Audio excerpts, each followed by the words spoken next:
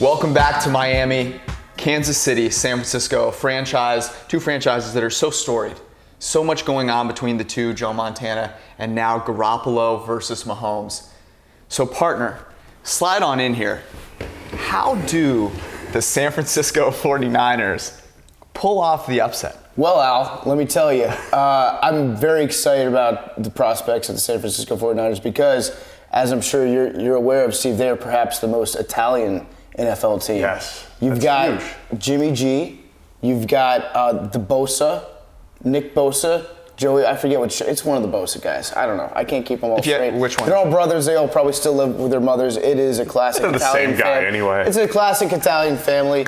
You've got a franchise that's been passed down through the generations. The Bartolos are actively involved. I think it's the most Italian Super Bowl of all time. And then Andy Reid is, he's like an honorary Italian. He just kind of puts off the vibe of a good, solid fella. I think what Kyle Shanahan has done, the Irishman in this analogy, is actually very, very smart. He's created a team that's so based around running the football that he is not going to be able to trick himself into throwing the ball too much in the third and fourth quarter of this game and costing another Super Bowl for himself. He's built a roster to protect himself from making the same mistake twice.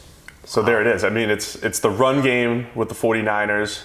And, I'm guessing you're leaning the 49ers just because, the Chiefs don't run the ball. They don't have a fullback. Well, they do. He's an H-back. He's built more like a fullback than Juszczyk is. My problem with Juszczyk is he is almost too athletic to play fullback. That's a red flag, in my opinion. Anthony Sherman is like if you took Juszczyk and you put him in a pot of boiling water and just reduced him to only the pure essence of a fullback. He runs a lot of wheel routes. He doesn't really get the ball that much. He likes to block. They call him the sausage because he looks like he's just bursting out of his uniform all the time. He looks like a sausage that's been on the grill for too long, just bubbling over with all sorts of fats and stuff. But he's a good guy. I like him. I don't like how they use him all the time in that offense. They don't have him put a hat on a hat. With Juice, they've got him just coming at it from all sorts of different angles. You guys know more than I do. You do the next wave analytics stuff. I don't watch fullbacks, though. That's the thing. I don't watch these guys. I care about the playmakers. We need the fullback analysis here. You could say, though, that the fullback's advantage is that no one thinks they're a weapon, right? Right. And so in that sense, they are like the ultimate weapon. Yeah. You put them in there, get a slow linebacker on them. They're like a stingray. They attack when you don't see them coming. They're like always below the surface. Also very low pad level, the stingray. And you don't see them coming, and then they hit you on the blind side. That's kind of how Shanahan uses the fullback. He's got him coming in, like doing these wham blocks coming across the line. It's actually like probably he's turned the fullback into like a sexy position, even though he doesn't really get the ball. He's done the impossible. So this is, I think, maybe the Super Bowl of the fullback. It's been making a resurgence the last few years, and I think what you're seeing right now is the culmination of two teams that do it right. Does that upset you, though? I mean, is that like your favorite band goes mainstream? I mean, is that what it feels like when the fullback becomes an athlete? Oh, you like fullbacks? What are your 4 favorite neck rolls of all time? Yeah, it's like I'm a fullback hipster in that way. No, I'm happy to see the position kind of make a little bit of a comeback. You guys zig where everyone else zags, or in this case, just run straight downhill while everyone else zags. And it's good to see the position make a comeback. I'm very happy. I'm more than happy to spread the love. Now, if the fullback starts getting a spot on fantasy rosters, then we've got a problem. You've got to pivot. That's too much. What's the next position? The next position to have a big come up is the kicker. You're going to see, in my case, I'm an athlete first, offensive weapon. I was listed when I tried out for the DC Defenders as offensive weapon / kicker. So I think you're going to see more of these hybrid guys like me coming along and really changing the game. Because I've always thought you get a receiver and you put him at running back like Cordero Patterson, but maybe you just get a kicker and you put him at running back. You really throw everyone for a loop. Like, oh, they're punting on 3rd and 2. The more you can do. Well, Nick Saban tried to do that, except put a kicker as a fullback, and it didn't really work out well for him. No, that was in the national title game. That was a mistake. But I'm very, very happy to see the fullback kind of putting the stamp back on the game like they used to back in the day. But I haven't been this excited to watch a Super Bowl in years and years and years. I like both teams. I'm going to be happy no matter who wins, I think, but it's going to be a fun game. So you have to pick one side. So what I'm going to do is every single show that I'm on this week, I'm going to say a different team. Switch it up, so the 49ers, without a doubt. I'm 49ers all the way. So the last show you're on, you said the Chiefs. Yes. Next one, you'll say the Chiefs. Yes, I'm going to alternate back and forth. And then by the end of the week, we'll see whichever team I say the most, and that's my official pick. Are you going on an even number of shows? I don't know. I'll have to make sure. Because if not, then you will be rooting for one team. I'll end up doing just like I'll do a periscope with like a homeless person on the street and just say, okay, this is my last show of the week. Even it up. Yeah. So I'll figure out a way. But right now I'm going 49ers. I actually do like that offense a lot, and their defense is something else. You said run the ball, like to make sure he doesn't blow the lead. I'm terrified. So I'm a Niners fan from the Bay Area. I'm really worried that they're going to get a lead and they're going to run the ball and Mahomes is just going to come back on them. Yeah. And like it's going to be, because everyone overvalues how much running like helps you win the game because it doesn't help you score points as much. You lost me. Did I lose you there? Yeah, but that's where I lost He's you. going to leave. He's going to walk out now. You run the ball. You run the ball and once that's good. You run the ball once you're winning though. Oh. But if you run the ball a lot, you win. But how do you get the lead to begin with? You're blowing my mind. You throw. Okay. That's how the Chiefs always end up coming back on teams because they keep throwing. I'm really dumb. So if you run the ball, you win, but you have to win to You have run to the be winning ball. first. This is like such a Right? ancient riddle to me. Yeah. Yeah, it's like you can't be running until you're winning, and you can't be winning unless you've already passed. Got it. Okay, so the formula to winning is have a quarterback like Patrick Mahomes and then have a running attack like the 49ers. That would be pretty ideal. Okay, got it. That'd be pretty Done. cool. You could combine the two. Just merge those two. Are they going to let Jimmy G throw the ball? I think so. I think they have to. So in this game. here's my take. I'm curious what you think about this. Everyone says, oh, Shanahan took the ball out of Jimmy G's hand. He got his ankle like rolled up really badly in that game, and the Packers looked like they'd never played defense before. So I think he's just like, you know what, we'll win this game without having to put him at risk. Yeah, they didn't really need to let him pass. Yeah. I mean, when your running back is averaging like 9 yards a carry, then why take that chance? Those analytics are good. And his name is Raheem Mostert. Yeah, exactly. I looked up his transaction list on NFL.com, and it requires 2 screenshots to get the whole thing in because he's been on so many teams. That's crazy. That's vintage career. Shanahan football right there. I got to ask you this. Your week here probably looks very different from ours. What's the funniest, craziest, coolest thing you've done so far or gonna do at some point? I got arrested last night at last night on Monday? Just casual drop. At NFL opening night. I don't know if it was actually an arrest or a detainment. This is an ongoing semantics battle. I don't know, but it sounds way cooler to say that you got arrested. So last year I did get arrested, and I was actually questioned by the FBI at Super Bowl opening night. That was a good use of resources by the federal government. And last night, we're putting the video out today, I went full Mrs. Doubtfire. I put on a full prosthetic mask. I had bosoms. I had a wig. Is that what we're calling them now? 2020? Yeah, I diped up. I put on a few diapers. Big Cat got dressed up as an old man, and we went in. So he didn't dress up? Yeah. He just went as himself? Right. He just exercised. He went for a 5-minute jog, and then he was wheezing. He had an oxygen tank, and we were going in. I thought we were good. The credentials that we acquired were not they weren't up to snuff. So I got stopped by security after we were inside for about a half hour, and I was going through my wallet, so I took out all forms of ID because I'm smart. This is not my first rodeo. I've been there before. 6-dimensional chess here. Yeah, so the NFL security people, they were like, "What's your name?" And I was like, "Let me check." And I start looking through my wallet. I'm like, I don't have my ID. But what I did have in my wallet, and this was not planned at all. Your purse.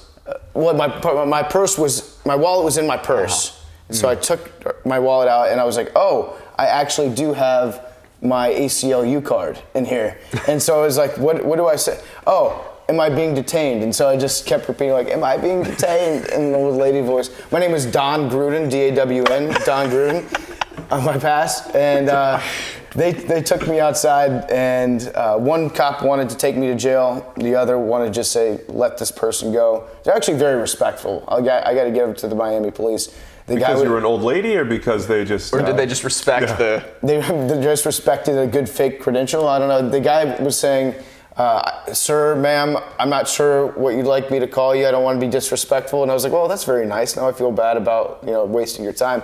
But I went out and they were taking me off the premises. One person was like, take him to jail. And the other police officer goes, he's got an ACLU card on him. And so like randomly, this card that I had that I totally forgot about in my wallet may have gotten me off last night. So they sent me off into the night and I went about my way. So I wish I could have gotten in and asked some real questions.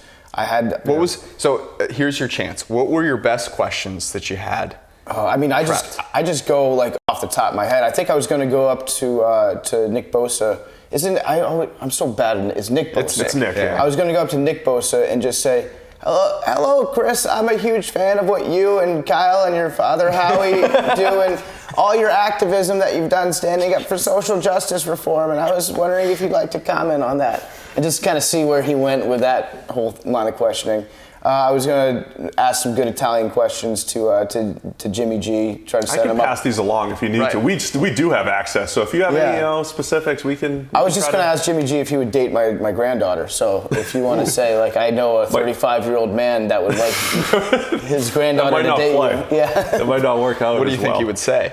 Your delivery might be a little bit better than mine on that one. I think Jimmy's got he's got his little black book filling up already. I think he probably doesn't date. I don't think he calls it dating. No, no, probably not. I need to talk to Chris. Is he here? He's not. Is he sharing? So we're trying to get Chris to come in. Okay. And the plan is right now potentially an end of the week. Okay. End of the week arrival. I've got some demands, so if you could pass that along to him. Yeah, we could definitely. Do you want to share maybe a demand here, and then we can? The intellectual property. It won't transfer over. I don't. How many demands do you have? Do you have like a?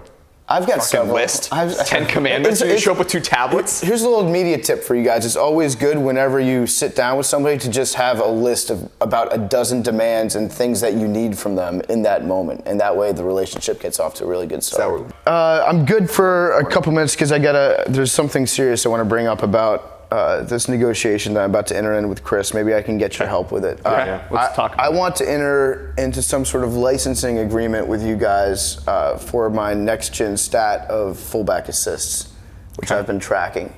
Is it possible, just you guys knowing your company as you do, do you think there'd be any interest in investing in my brain for that stat? It's proprietary, so you guys can't use it without my permission.